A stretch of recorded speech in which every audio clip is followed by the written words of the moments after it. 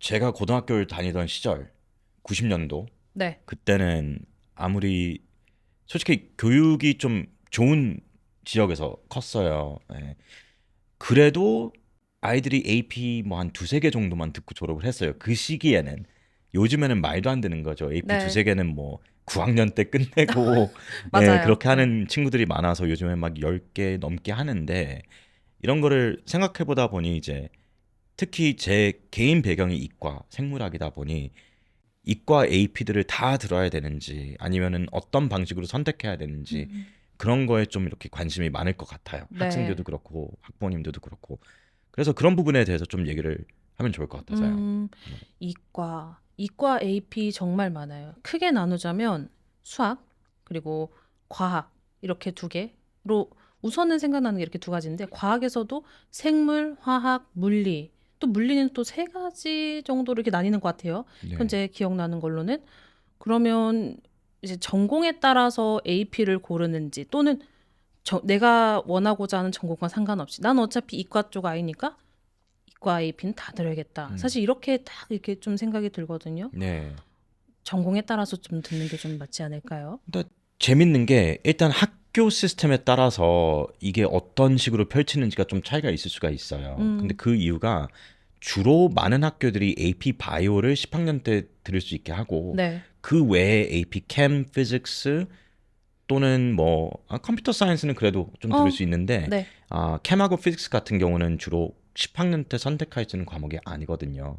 그래서 나는 이과를 가고 싶다. 그리고 수학을 얼만큼 해서 AP 캘, 뭐 AB든 BC든 그거는 뭐 어차피 별개로 그냥 네. 언젠가는 할 거다라고 네. 했을 때 바이오를 선택을 하는 경우가 많죠. 음, 만약에 바이오 쪽으로 가면 당연히 그게 맞는 길이지만 예를 들어서 뭐 물리학자가 되고 싶다 네. 또는 화학자가 되고 싶다라고 해도 AP 바이오를 약간 이과 AP의 첫 단계, 네. 첫 걸음 이런 방식으로 10학년 때 주로 하는 경우가 많더라고요. 음, 근데 아까 말씀드렸다시피 만약에 저처럼 바이오 전공을 하고 싶다라고 하면은 그러면 길이 솔직히 쉬워요. 네. 어차피 10학년 때 바이오를 했으니까 11학년 때 케미를 하는 거고.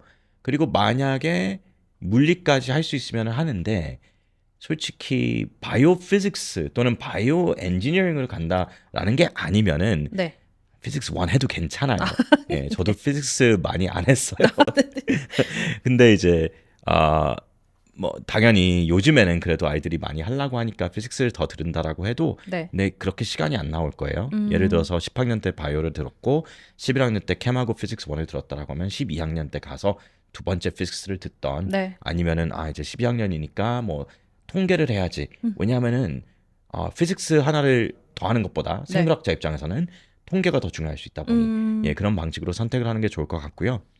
케미 쪽은 약간 중간에 있는 이과 과목이거든요. 네. 어떤 면으로 볼 때 이게 생물학 쪽으로 굉장히 응용이 많이 들어갈 수 있는 부분도 있고, 뭐 오르가닉 케미스트리나 아니면은 바이오 케미스트리 쪽으로.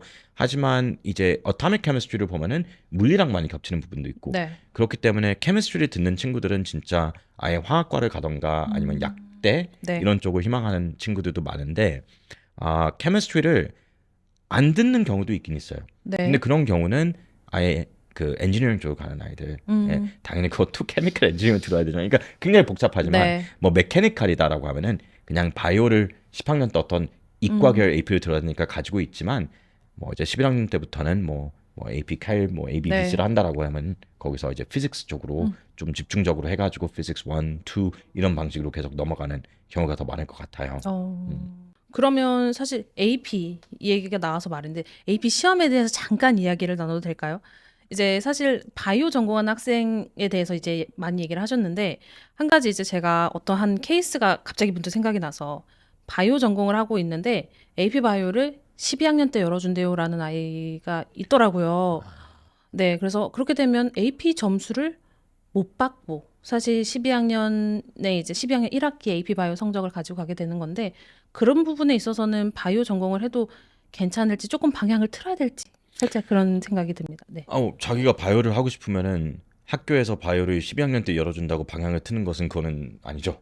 예, 바이오를 무조건 해야죠. 네, 아니, 네. 그리고 솔직히, AP를 안 듣고 바이오 전공 가는 친구들도 많아요. 그러니까 미국에 네. 있는 학교들 중에, 좀 도심에 있고, 그리고 좀 펀딩이 잘 안 돼 있는 지역 같은 경우는 AP 선생님도 많이 없어요. 네. 그래서 우리 한국에 있는 일반 대안학교 또는 국제학교에서 더 많은 AP 과정을 제공을 하는 케이스가 될 수도 있지 않을까라고 생각이 듭니다. 그런 아이들이 대학을 가서 생물학을 전공하고 싶다라고 네. 하면은 그거에 대한 페널티가 있으면 안 된다라는 거죠. 그러니까 학교 측에서 제공을 못 해줬기 때문에 수업을 못 듣는 것은 이 학생의 탓이 아니다라는 거예요. 네. 그래서 그런 부분이 이제 대학을 지원할 때 어쨌든 커먼앱에서 학교에 있는 학교 프로필이 들어갈 때 학교 프로필에 원래 그런 부분을 좀 써줘야 돼요.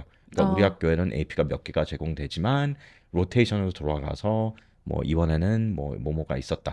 이런 게 들어가 있으면 이제 학생한테 페널라이즈가 안 되니까 네. 도움이 되는 거고. 그리고 두 번째로 만약에 12학년 때 AP 1학기의 성적을 그래도 제시하고 싶다라고 하면은 그건 이제 regular decision 때만 네. 들어가는 거고 early action 또는 ED1 할 때는 좀 아쉽지만 그거를 이제 보여줄 수는 없어요. 네. 그냥 나는 이 수업을 들을 거다. 네. 그래서 특별히 이런 케이스는 조금 더 진짜 나는 생물학을 전공하고 싶다라는 마인드가 있다라고 하면은 네. why major essay라고 하잖아요. 왜 이 네. 전공을 하는지 아니면은 심지어 커먼 앱 애플리케이션 에세이에도 조금 더 그런 부분을 조금 더 강화시켜야 되지 않을까 전략적으로 그걸 수치적인 부분을 못 보여주니까 네. 예, 그런 방식으로 좀 전략을 트는 것은 괜찮지만 네. 다른 과를 뭐 예를 들어서 한 11학년 때 사이클을 AP 사이클 했으니까 사이클을 갔다가 바이오를 가야지 예, 그런 건 아닌 것 같아요. 예, 그거 궁금하시면 이 밑에 있는 영상 보시면 되고요. 저희 과에 대해서 얘기한 영상. 네. 예, 네. 그렇습니다. 그러면 사실 이제 이과 AP 하다 보니까 문득 또 생각난 과목이 하나 있긴 한데 AP 인바익사이라고 하잖아요. 그거는 이제 바이오하고는 좀 어떻게 이렇게 다른지 좀 설명을 해주실 수 있으신가요? 네, 제가 이제 개인적으로 AP 인바이사이를 수업을 하는 건 아니지만 커리큘럼을 한번 보면은 environmental science라는 게 굉장히 interdisciplinary subject라고 하죠. 네. 이과도 이과지만 굉장히 뭐 policy도 들어가 있고 뭐 human geography도 들어갈 수 있고 다양한 부분이 들어가 있어요. 근데 네. 그 중에 첫 번째 파트, 그러니까 제가 이제 유니트가 몇 가지가 있는지는 기억이 안 나지만 한 20% 정도는 굉장히 바이오로 무겁긴 해요. 네, 굉장히 바이오 헤비라고 하죠. 생태학 쪽으로. 네. 그래서 저희 AP 바이오사는 이컬러지보다 심지어 더 구체적으로 들어가는 부분도 있고 그리고 뭐 당연히 몰레큘러나 이런 건 아예 안 건드리니까 그런 거는 좀 백업을 하지만 특히 생태 쪽이나 진화론 이런 네. 거는 그래도 얼만큼 앞부분에 먼저 공부를 하고 그 다음에 이제 화학 부분도 좀 공부를 하고 예, 바이오지오 케미컬 사이클이라고 하죠. 네. 뭐 물 또는 탄소 또는 인 이런 게 어떻게 돌아가는지 그런 것도 공부를 하게 되면서 제가 기억하기에 한 2학기 때쯤 되면은 그 인간의 인구 공부나 네. 데모그래피 그리고 뭐 폴리시 이런 쪽으로 넘어가는 것 같더라고요. 네. 뭔가 비슷하면서도 다른 과목이네요. 그렇습니다. 네. 사실 AP 바이오를 전공하고 나서 그 다음에 이제 바이오 전공한 학생들이 인바익사이를 할지 캠을 할지 고민을 하는 아이들이 좀 있었더라고요. 그래서 제가 여쭤본 거였습니다. 네. 저 개인적인 생각은 둘 다 하면 좋아요. 하지만 만약에 바이오 전공을 할 때, 네. 그러니까 environmental science 전공이 아니라 네. 아예 바이오 전공을 하면은 캠이 더 1순위입니다. 네. 예, 네. 왜냐면 네. 1학년 때 무조건 케미스트리 들어야 되거든요.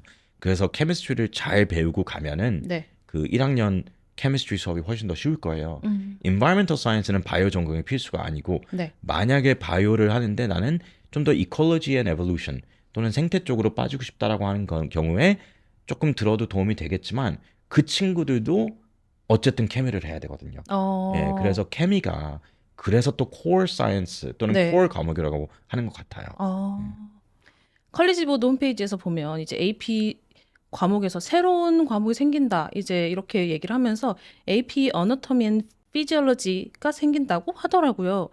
이 과목은 사실 개설이 될지 아직 모르지만 어떻게 예상하시는 어떤 과목이 될 것 같으세요? 와, 그 얘기를 한 지 오래된 것 같아요. 컬리지보드에서 맞아요. 아이들이 진짜 네. 기다리고 있는 과목인 것 같은데 제가 간단히 역사부터 먼저 말씀드리면은 2014년 정도인 것 같아요. 2014년, 15년 그 시점 전에는 AP 바이오에 얼만큼의 피지올로지는 들어가 있어요. 생리학. 그래서 뭐 심장 또는 콩팥, 근육, 네. 뭐 신경 이런 게 다 AP 바이오에 들어가 있었던 그런 시절이 있었는데 근데 그때만 해도 선생님들이 와, 이 과목을 어떻게 다 1년에 가르치냐. 약간 이런 것도 있었고 그리고 어떤 면을 볼 때 바이오에 있는 뭐 세포부터 해서 피지올로지까지 다 해야 되니까 조금 깊이 파고 들어갈 수 있는 그런 찬스가 없었다는 거죠. 그래서 컬리지 보드가 아예 피지올로지를 2010년 중반쯤에 아예 빼고 네. 나머지 섹션들 그러니까 뭐 몰레큘러부터 해서 진화 이런 거를 좀 더 깊게 들어갈 수 있게 코스를 익스펜드를 그냥 일부적인 네. 부분을 익스펜드 한 거라고 보시면 될 것 같아서 솔직히 AP 기준의 피지올로지를 컬리지 보드가 자료가 없는 건 아니에요. 네. 왜냐면 오랫동안 피지올로지를 했으니까. 어나토미 같은 경우는 제 생각에는 힘들 것 같지는 않아요.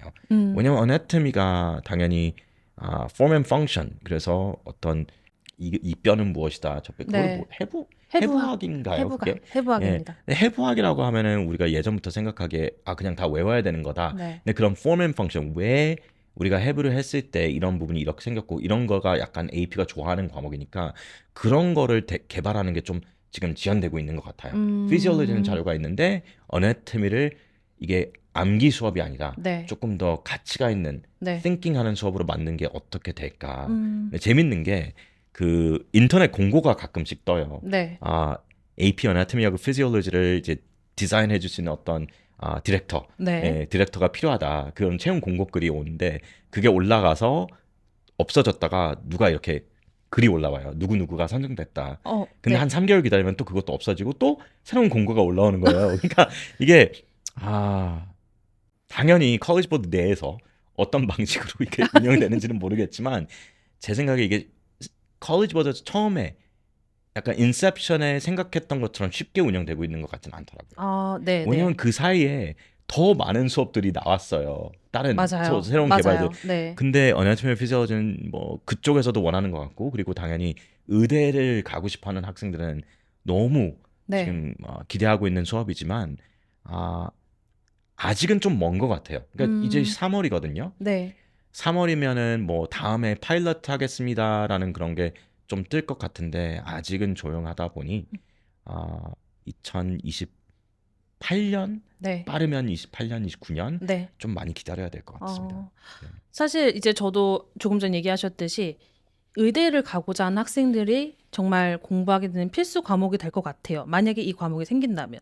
그리고 두 번째는 너무 재밌을 것 같아요. 제가 공부하고 싶은 AP 과목입니다. 재미없어요.